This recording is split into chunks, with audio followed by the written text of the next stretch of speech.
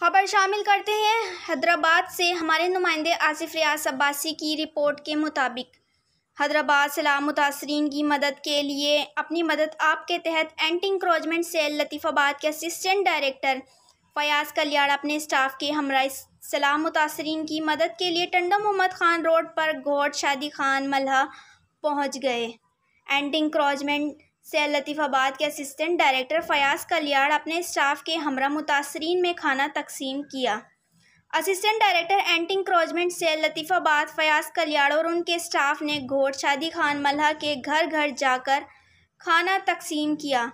मुश्किल हालात में अपनी मदद आप के तहत एंटी इंक्रोचमेंट सेल का ये इकदाम काबिल तहसीन है, जिसने अपनी मदद आप के तहत घोट शादी खान मल्हा की आवाम में खाना तकसीम किया। इसी मौके पर एंटी इंक्रोचमेंट सेल लतीफ़ाबाद के असिस्टेंट डायरेक्टर फयाज़ कलियाड़ ने कहा, हम सबको मिलकर आगे आना चाहिए।